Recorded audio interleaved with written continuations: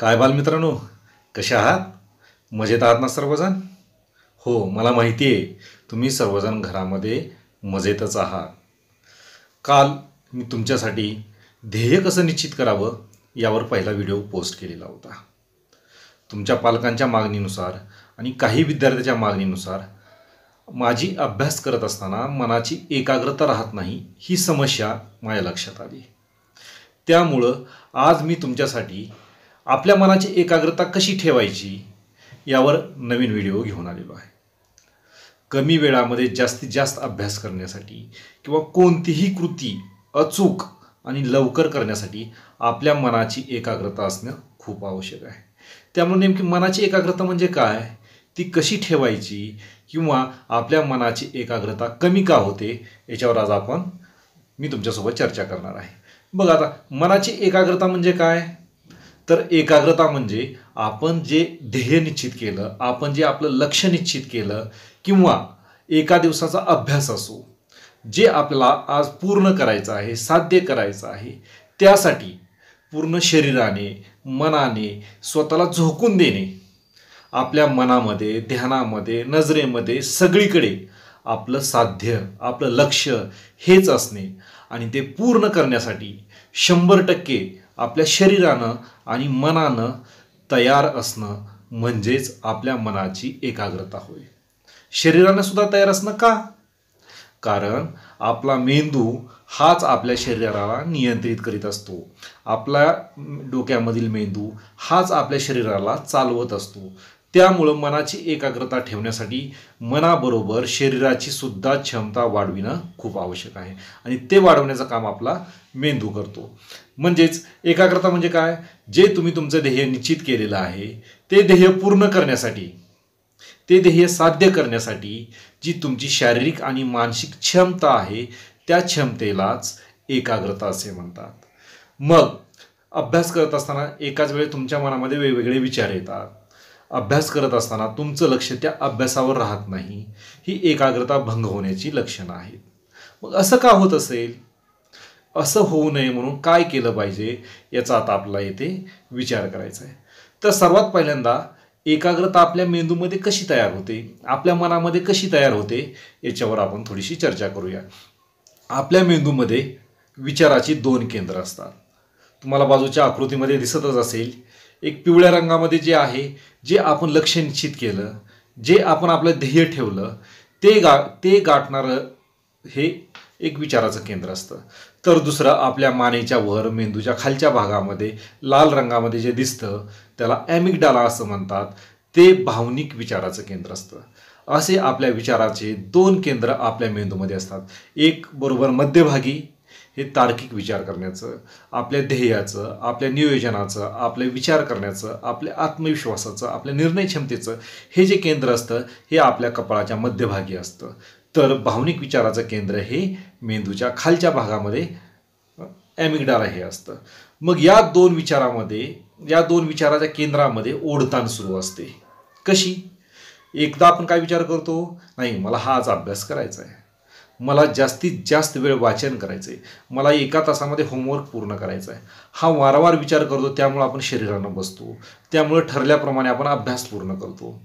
तर मेंदूच्या खालच्या भागामध्ये जे भावनिक विचाराचं केंद्र आहे ज्याला ॲमिग्डाला म्हणतात, त्या विचाराच्या केंद्रामध्ये कोणते विचार येतात, अरे मला तर TV पाहायची होती, मला कार्टून पाहायचं होतं, मला ही सिरियल पाहायची होती, माझे मित्र बाहेर खेळायला गेलेत, मला खेळायला जायचं होतं. म्हणजे हे जे वेगवेगळे विचार येतात हे तुमच्या मेंदूच्या खालच्या भागामध्ये येतात. मग ह्या 2 विचाराच्या केंद्रामध्ये जे ओढताण होते त्यामुळं आपली एकाग्रता भंग पावते. मग एकाग्रता भंग पावू नये म्हणून काय केलं पाहिजे किंवा आपली एकाग्रता वाढली पाहिजे यासाठी आपल्याला काय केलं पाहिजे याच्यावर आपल्याला खूप विचार करावा लागेल.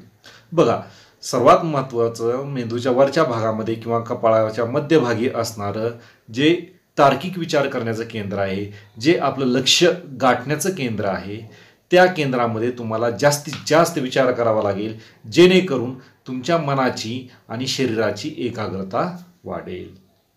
तुम्ही जर वारंवार कार्टूनचा, TVचा, मोबाईलवरील गेमचा, तुमच्या मित्रांचा किंवा तुम्ही TV मध्ये पाहिलेल्या भूताच्या पिक्चरचा असे जर वारंवार तुमच्या मनामध्ये विचार येत असतील, तुम्ही चिडचिड करत असाल, तुम्ही रागवत असाल, तर ते सर्व विचार तुमच्या मेंदूच्या खालच्या भागामध्ये तयार होतात आणि या विचारामुळं तुमची एकाग्रता ही कमी कमी होत जाते. मग एकाग्रता वाढविणं हे कोणाच्या हातामध्ये आहे? हा मित्रांनो, तुमच्याच हातात आहे. तुम्ही वारंवार तुमच्या ध्येयावर विचार केला पाहिजे. तुमचं ध्येय कसं गाठायचं याचं तुम्ही नियोजन केलं पाहिजे. त्या नियोजनानुसार तुम्ही वारंवार सातत्यानं प्रयत्न केला पाहिजे. जर तुम्ही असं केलं तर तुमच्या मनाची एकाग्रता ही वाढत जाईल. याच्यामुळं काय होतंय, हे जे विचार करण्याचं जे आपल्या कपाळाच्या मध्यभागी केंद्र आहे, येथे जेव्हा तुम्ही तो वारंवार विचार करता तेव्हा हे विचार करण्याचं केंद्र मेंदूच्या इतर केंद्रांना तेच मॅसेज पुरवतं. आता आपल्याला काय करायचं की या अर्ध्या तासामध्ये या विषयाचा अभ्यास पूर्ण करायचा आहे असं विचार करण्याचं हे केंद्र इतर केंद्रांना मॅसेज पुरवतं. त्यामुळे मेंदूची सर्व केंद्र तो 30 मिनिटांमध्ये पूर्ण अभ्यास करण्यासाठी मदत करतात. त्यामुळं तुम्ही जास्तीत जास्त विचार कशावर केला पाहिजे? नाही, मी आज हा अभ्यास पूर्णच करणार, मी हा अभ्यास आत्ताच करणार, याच्यापेक्षा जास्त मी वाचन आजच्या आजच करणार, असा जर तुम्ही वारंवार विचार केला तर तसंच मॅसेज मेंदूचं विचार करण्याचं जे केंद्र आहे ते इतर केंद्राला मॅसेज पुरवतं आणि तुम्ही कमी वेळामध्ये जास्तीत जास्त अभ्यास करता. परंतु त्याच वेळेस मला खूप कंटाळा येतोय, मी थोडा वेळ टी व्ही पाहतो, मी मोबाईलमध्ये गेम खेळतो किंवा टी व्हीमध्ये कार्टून्स पाहतो, असं जर तुम्हाला वारंवार वाटत असेल, आळस येत असेल, अभ्यासाचा कंटाळा येत असेल किंवा तुमचा मूड बनत नसेल किंवा बाहेर फिरायला जायचं, खेळायला जायचं किंवा किचनमध्ये जायचं, हॉलमध्ये जायचं, असे जर वारंवार तुमच्या मनामध्ये विचार येत असतील तर ते विचार तुमच्या मेंदूच्या खालच्या भागातील भावनिक विचाराच्या केंद्रामध्ये येतात आणि या विचारामुळं तुमची एकाग्रता ही कमी कमी होत जाते. त्यामुळं हे विचार तुमच्या मनामध्ये आले नाही पाहिजेत यासाठी माझ्या सर्व बालमित्रांना प्रयत्न करावा लागेल. सोबतच कोणते विचार आले पाहिजे? माझं ध्येय हे आहे, माझं ध्येय गाठण्यासाठी मी अशा प्रकारे नियोजन केलेलं आहे आणि या नियोजनाप्रमाणेच मी माझं या सर्व कृती पूर्ण करत आहे. असा जर तुम्ही वारंवार मेंदूच्या वरच्या भागामध्ये विचार केला तर तुमची एकाग्रता नक्कीच वाढते.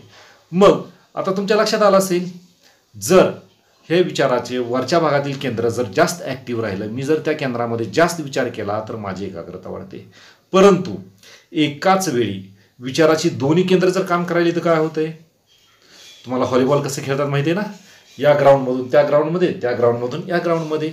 मग आपल्या मेंदूतील विचाराच्या दोन्ही केंद्रामध्ये सुद्धा अशीच ओढताण होते. एक विचाराचं केंद्र काय म्हणते, नाही मला ध्येय गाठायचं आहे, मला अभ्यास करायचा आहे, मला एवढ्या वेळामध्ये माझा हा अभ्यास पूर्ण झाला पाहिजे, एवढं वाचन झालं पाहिजे, एवढं लेखन झालं पाहिजे. हे विचार कोणतं केंद्र करतं? मेंदूच्या वरच्या भागातील. लगेच त्याच वेळेस मेंदूच्या खालच्या भागातील विचार काय करतं?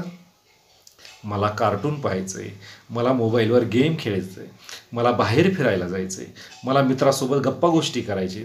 अशा वेळेस मेंदूच्या खालच्या भागातील ते विचार करण्याचं केंद्रसुद्धा काम करतं. मग अशा वेळेस जेव्हा एकाच वेळेस मेंदूतील दोन्ही केंद्र विचार करायला सुरुवात करतात तेव्हा मात्र मेंदूच्या इतर भागामध्ये जे असलेली केंद्र आहेत त्या केंद्रांना तसे मॅसेज पोहोचले जात नाहीत. मग ते मॅसेज न पोहोचल्यामुळं तुमचा अभ्यास कमी वेळामध्ये चांगला होऊ शकत नाही. जो अभ्यास केला तो तुमच्या स्मृतीमध्ये सेव्ह केला जात नाही किंवा जो अभ्यास केला तो ठराविक वेळी तो आठवला सुद्धा जाऊ शकत नाही. यामुळे तुमचा आत्मविश्वास कमी होतो, तुमची बुद्धिमत्ता कमी होते. त्यामुळे एकाच वेळेस हे दोन्ही विचार आले नाही पाहिजे यासाठी तुम्हाला स्वतः प्रयत्न करावा लागेल. त्यासाठी इतर व्यक्ती तुम्हाला मदत करू शकत नाही. त्यामुळे तुम्ही वारंवार आपल्या ध्येयावर विचार केला पाहिजे, आपल्या नियोजनावर विचार केला पाहिजे. नियोजनानुसार सर्व कामं आपली व्यवस्थित वेळेवर पूर्ण झाली पाहिजेत यासाठी तुम्ही नक्कीच विचार केला पाहिजे. मला माहिती आहे तुमच्या लक्षात आलेलं आहे की आपल्या मेंदूमध्ये विचार करण्याचे दोन केंद्र असतात. एक एकाग्रता वाढविणारं केंद्र असतं तर एक विचार करण्याचं केंद्र हे एकाग्रता कमी करणारं केंद्र असतं. मग तुम्ही कोणत्या प्रकारचे विचार करता यावर तुमची एकाग्रता अवलंबून आहे. मग आता तुम्हाला कळालेलं आहे की तुम्ही नेमके कसे विचार केले पाहिजेत. अजूनही याच्या पुढे जाऊन आपल्या मनाची, आपल्या बुद्धीची एकाग्रता वाढविण्यासाठी नेमके कोणते प्रयत्न करावेत, त्याच्या टिप्स कोणत्या आहेत याच्यावर सुद्धा आपल्याला विचार करावा लागेल. कारण जर आपल्या मेंदूतील एकाच वेळेस विचार करण्याची दोन्ही केंद्र काम करायला लागली तर आपल्या अनेक मेंदूमध्ये दोष तयार होतात. आपल्यातील जी कौशल्य आहेत ती कौशल्य कमी होतात. आणि हे नाही झालं पाहिजे याकरिता आपल्याला काही टिप्स आहेत, त्या टिप्सचा सुद्धा येथे विचार करायचा आहे. सर्वात पहिलं जे टिप्स आहे ती आहे तुमचं टार्गेट काय आहे, तुमचं ध्येय काय आहे, तुमचं गोल सेटिंग काय आहे, त्याचा तुम्ही वारंवार विचार करा. ते तुमच्या घरामध्ये चिपकून ठेवा. वारंवार त्याच्यावर तुमची नजर पडली पाहिजे अशा ठिकाणी ते लावा आणि वारंवार तुम्ही त्याच्यावरच विचार करा, जेणेकरून ते साध्य करण्यासाठी तुमच्या मेंदूच्या वरच्या भागामध्ये वारंवार विचार केला जाईल. तो विचाराचा जो मेसेज आहे तो मेंदूतील इतर केंद्रांना पाठवला जाईल. त्यामुळं तुमचं शरीर, मन, आंतरिक शक्ती, इच्छाशक्ती, शरीरातली वेगवेगळ्या ग्रंथीमधून सुद्धा जे पॉझिटिव्ह हार्मोन्स बाहेर पडतात, अनुकूल हार्मोन्स बाहेर पडतात, त्यामुळं तुम्हाला एनर्जी भेटते. केलेला अभ्यास लवकर स्मरणात राहतो, केलेला अभ्यास लवकर तो आठवतो, तुमचा आत्मविश्वास सुद्धा दांड गाजतो. हे कशामुळे होऊ शकतं? जर तुम्ही तुमचं टार्गेट निश्चित केला आणि त्यावर जर वारंवार विचार केला, त्या विचारानुसार नियोजन केलं आणि नियोजनानुसार तुम्ही जर प्रत्यक्ष काम करायला सुरुवात केली तर तुमची एकाग्रता खूप फास्ट वाढते. त्यानंतर सर्वात महत्त्वाचा दुसरा पार्ट येतो, तो कोणता? तर ते आपण आता पाहूया. बघा, तुम्हाला मोबाईल खूप आवडतो, मोबाईलमध्ये वेगवेगळे हंटिंगचे तुम्ही गेम पाहता, सोबतच सिनेमा, टी व्हीमध्ये सिनेमे पाहता. कोणते तुम्ही सिनेमे पाहता? भूताचे, राक्षसाचे, चोराचे, फायटिंगचे, असे तुम्ही वेगवेगळे पिक्चर पाहता. मग हे पिक्चर पाहतानाच तुम्हाला भीती वाटत असते. मग जेव्हा तुम्ही रात्री झोपता, अभ्यास करता, तेव्हा वारंवार तुमच्या मनातील किंवा तुमच्या मेंदूच्या खालच्या भागातील जे भावनिक विचाराचं केंद्र आहे त्यामध्ये काय विचार येतात? अरे, मी भूताचा पिक्चर पाहिला होता, तो कसला होता? असे अनेक वेगवेगळे तुमच्या मनामध्ये भीतीदायक विचार येतात. मग हे जर भीतीदायक विचार तुमच्या मेंदूच्या खालच्या भागामध्ये येत असतील तर वरच्या भागातील मेंदूचं केंद्र काम करू शकत नाही, त्यामुळं तुमची एकाग्रता वाढत नाही. त्यामुळं सर्वात महत्त्वाचं काय आहे की तुमची जर एकाग्रता तुम्हाला वाढवायची असेल तर तुम्ही काय केलं पाहिजे? टी व्हीवर किंवा मोबाईलवर भीतीदायक सिनेमे पाहिले नाही पाहिजे. ज्या सिनेमामुळं किंवा ज्या सिरियलमुळं तुम्हाला भीती वाटते ते सिनेमा तुम्ही टाळले पाहिजे, जेणेकरून तुमच्या मनामध्ये ती भीती निर्माण होणार नाही आणि तुमची एकाग्रताही वाढेल. परंतु याच्या उलट होतं, मुलांना सर्वात जास्त भूताचे पिक्चर आवडतात. तर कृपया माझ्या सर्व बालमित्रांनी भूताचे पिक्चर पाहू नयेत. याच्यामुळे तुमचं नुकसानच होणार आहे, तुमची मनाची एकाग्रता कमी होणार आहे. बघा, याच्यानंतर सर्वात महत्त्वाचा मुद्दा आहे, तुम्ही ध्येय निश्चित केलेलं आहे. मग हे ध्येय गाठण्यासाठी तुमचं नियोजनसुद्धा तसंच असलं पाहिजे. त्या नियोजनानुसार तुम्ही काम केलं पाहिजे. मग आता नियोजन कसं असेल? 1 दिवसाचं असेल, 1 आठवड्याचं असेल, 1 महिन्याचं असेल, 1 वर्षाचं असेल आणि 10 वर्षाचं सुद्धा असेल. जर तुम्हाला उद्या 4 विषयाचा अभ्यास पूर्ण करायचा असेल, वाचन करायचं असेल, होमवर्क करायचं असेल, काही लेखी काम करायचं असेल, तर उद्याचं नियोजन तुम्ही आज रात्री लिहून ठेवलं पाहिजे. जर तुम्ही आज रात्री ते उद्याचं नियोजन लिहून ठेवलं तर तुमच्या मेंदूच्या वरच्या केंद्रामध्ये ते सेट होतं की मला उद्या दिवसभरामध्ये इतक्या विषयाचा, या 4 विषयाचा असा असा अभ्यास पूर्ण करायचा. हे आपल्या ब्रेनच्या या सेंटरमध्ये वारंवार त्यावर विचार होतो. तुम्ही जरी झोपले असले तरी तुमचा मेंदू झोपत नाही. मेंदूमध्ये या केंद्रामध्ये विचार प्रक्रिया सुरू असते आणि त्यामुळं तुम्ही तुमच्या नियोजनानुसार सर्व कृती वेळेवर पूर्ण करत जाता. हे कशामुळे होतं? जर तुम्ही नियोजन केलं तर.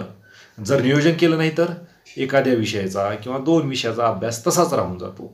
मग जर 1 आठवड्याचा विचार केला तर खूप असा अभ्यास आपला पाठीमागं राहिलेला असतो. मग तो अभ्यास पूर्ण करण्यामध्ये तुमची एनर्जी खूप वेस्ट होते आणि त्यामुळं तुम्हाला एक्स्ट्रा अवांतर अभ्यास करायला वेळच भेटत नाही. मग जर तुम्हाला सक्सेस व्हायचं असेल, जर तुम्हाला चांगले मार्क्स मिळवायचे असेल, जर तुम्हाला मोठे होऊन डॉक्टर, इंजिनियर, शास्त्रज्ञ, IAS, IPS ऑफिसर बनायचं असेल तर तुम्हाला दररोजच्या दररोज उद्याचं आज रात्री नियोजन केलंच पाहिजे. जर तुम्ही असं नियोजन केलं तर त्याचा फायदा तुम्हाला तुमच्या वैयक्तिक जीवनामध्ये खूप होईल आणि तुमचं ध्येय तुमच्या जीवनामध्ये लवकर येईल. मला माहिती आहे माझे बालमित्र आता आपलं नियोजन हे नक्कीच करणार आहेत. बघा, त्याच्यानंतरचा सर्वात महत्त्वाचा पार्ट असा आहे की अभ्यास करायला बसलेले आहे, तुम्ही खूप ठरवलं तरीसुद्धा तुमच्या मनामध्ये कधी कधी भीतीचे विचार येतात, कधी कधी आळस येतो, कधी कधी कंटाळा येतो, अभ्यास करताना तुमचं मन लागत नाही. अशा वेळी जर तुम्हाला वाटलं तर तुम्ही जबरदस्तीने त्यावर बसू नका. तुम्हाला तशी कंटाळा आला असताना बसण्याची सवय स्वतःला लावून घेऊ नका. पटकन 2 मिनिटांनं उठायचं, तोंडावर पाणी मारायचं, इकडे तिकडे फिरायचं, थोडंसं तोंडामध्ये साखर टाकायची, पाणी प्यायचं आणि लगेच फ्रेश मूडमध्ये अभ्यासाला बसायचं. आणि बसताना काय विचार करायचा, माझं ध्येय हे आहे, माझं नियोजन हे आहे आणि या नियोजनानुसार माझा अभ्यास आज पूर्णच होणार आहे, असा विचार करायचा आणि अभ्यासाला बसायचं. बघा तुमची एकाग्रता किती वाढते आणि केलेला अभ्याससुद्धा तुमच्या मेमरीमध्ये खूप छान सेव्ह होतो, साठवला जातो. बघा, त्यामुळे आता मला माहिती आहे की तुम्ही नक्कीच असं कराल. त्यानंतर स्वतःला नेहमी सकारात्मक सूचना द्याव्यात. सकारात्मक सूचना म्हणजे काय, माझ्यामध्ये खूप शक्ती आहे, मी खूप हुशार आहे, माझ्यामध्ये सर्व विषयाचा अभ्यास वेळेवर करण्याची पॉवर आहे, असं वारंवार तुम्ही स्वतःला विचार करा. मी मागच्या 1 महिन्यामध्ये माझ्या नियोजनानुसार अभ्यास पूर्ण केला, त्यामुळं पुढचा 4 वर्षाचा अभ्यास मी असाच करणार आणि मी मोठं होऊन डॉक्टर होणार, इंजिनियर होणार, शास्त्रज्ञ होणार, IAS IPS ऑफिसरसुद्धा होणार. हे तुमचं ध्येय आहे आणि हे तुमचं ध्येय मी मिळविणारच. हा वारंवार सकारात्मक विचार, सकारात्मक सूचना तुम्ही स्वतःला दिल्या पाहिजेत, जेणेकरून तो विचार पूर्ण करण्यासाठी, ती सूचना तुमची पूर्ण करण्यासाठी तुमचा मेंदू तयार राहतो. तुमचा मेंदू तुमच्या शरीराला तशा सूचना देतो आणि शारीरिक आणि मानसिक सोबतच बौद्धिक क्षमतासुद्धा तुमची वाढते. यामुळं बुद्धिमत्तासुद्धा तुमची वाढते. सोबतच आपल्या मेंदूला आणि शरीराला काम करण्यासाठी जी एनर्जी असते, ती एनर्जी तुमच्या आहारामधून मिळते. त्यामुळं तुमचा सकस आणि चौरस आहार असला पाहिजे. तुमच्या आहारामध्ये फळ असली पाहिजेत, सर्व प्रकारचा भाजीपाला असला पाहिजे, दूध असलं पाहिजे आणि अंडे आणि मांसाहारसुद्धा असला पाहिजे. याच्यामुळं काय होतं, तुमच्या आहारामधून तुम्हाला वेगवेगळ्या प्रकारची जीवनसत्व भेटतात, वेगवेगळ्या प्रकारची खनिजं भेटतात, वेगवेगळ्या प्रकारचे विटॅमिन्ससुद्धा भेटतात आणि त्यामुळं तुमची इम्युनिटी चांगली वाढते. तुमच्या मेंदूला जो योग्य खुराक असतो तो तुमच्या आहारामधून भेटला जातो. त्यामुळं मला हे आवडत नाही, ते आवडत नाही हा विचार करायचा नाही. जे असेल ते पोट भरून आवडीनं आहार खायचा, जेणेकरून तुमची शारीरिक आणि बौद्धिक क्षमता वाढायला नक्कीच त्यापासून मदत होईल. मग आता सर्व मुलांनी काय केलं पाहिजे, जो आहार भेटतो तो आहार आवडीने केला पाहिजे. यानंतर सर्वात महत्त्वाचा मुद्दा आहे, दररोज भरपूर खेळलं पाहिजे, दररोज व्यायाम केला पाहिजे आणि आपली एकाग्रता वाढविण्यासाठी मेडिटेशनसुद्धा केलं पाहिजे. याच्यामुळं तुमची एकाग्रता नक्कीच वाढते. आता मेडिटेशन कसं करायचं, व्यायाम कसा करायचा हे काही तुम्हाला सांगायची आवश्यकता नाही, कारण तुमच्या शाळेमध्ये, कुटुंबामध्ये मेडिटेशन केलं जातं किंवा सहज तुम्ही तुमच्या राहत्या घरामध्ये सुद्धा व्यायाम करू शकता. पण व्यायाम केल्यामुळं किंवा मेडिटेशन केल्यामुळं मेंदू ताजातवाना होतो. मेंदू ताजातवाना झाल्यामुळं आपल्या शरीरामध्ये अनुकूल हार्मोन्स बाहेर पडतात आणि त्या हार्मोन्समुळं तुमच्या शरीरामध्ये ऊर्जा निर्माण होते आणि त्या ऊर्जेमुळं तुमची बुद्धिमत्ता, तुमची एकाग्रता, तुमची स्मृती, तुमची वैचारिक क्षमता, तुमची निर्णय क्षमता, तुमचा आत्मविश्वास वाढतो. त्यामुळे दररोज सर्व माझ्या बालमित्रांनी व्यायाम केला पाहिजे, मेडिटेशन केलं पाहिजे. याचा तुमच्या भविष्यावर खूप मोठा परिणाम पडणार आहे. सोबतच एकच विषय घेऊन 4-4 तास बसायचा नाही. एक विषय घेतला, अर्धा ते 1 तास त्या विषयाचा अभ्यास करायचा, त्याच्यानंतर दुसरा विषय घ्यायचा, त्याच्यानंतर तिसरा विषय घ्यायचा. जर तुमचा पहिल्या विषयाचा अभ्यास राहिला असेल तर त्या 3 विषयानंतर वापस तुम्ही तुमच्या पहिला विषय घ्या. असं विषयात बदल जर केला तर त्या विषयाची आवड निर्माण होते, सर्वच्या सर्व विषयाचा अभ्यास चांगला होतो आणि सर्वच्या सर्व विषयाचा अभ्यास करताना तुमच्या मनाची एकाग्रता टिकून राहते, सोबत तुमच्या मनाची एकाग्रतासुद्धा वाढते. आणि त्यानंतर सर्वात महत्त्वाचा मुद्दा आहे तो म्हणजे जेथे तुम्ही अभ्यास करता तेथील खिडक्या दरवाजे उघडी असले पाहिजेत, बाहेरची हवा आतमध्ये आली पाहिजे, आतली हवा बाहेर गेली पाहिजे. याचा परिणाम काय होतो, बाहेरील ऑक्सिजन आपल्या घरामध्ये येतो, आपल्या खोलीमध्ये येतो आणि ऑक्सिजन जर आपल्याला जास्त भेटत असेल तर आपला मेंदू हा जास्त ॲक्टिव्ह होतो, जास्त कार्यक्षम बनतो. त्यामुळं तुमच्या मनाची एकाग्रता वाढते, सोबत बुद्धिमत्तासुद्धा वाढते. नक्कीच तुम्ही मी काही तुम्हाला आता इथे सूचना दिलेल्या आहेत त्या सूचनाचं पालन कराल आणि तुम्ही तुमच्या मनाची एकाग्रता वाढविण्याचा प्रयत्न कराल, मी अशी अपेक्षा तुमच्याकडून ठेवतो आणि मी आज येथेच थांबतो.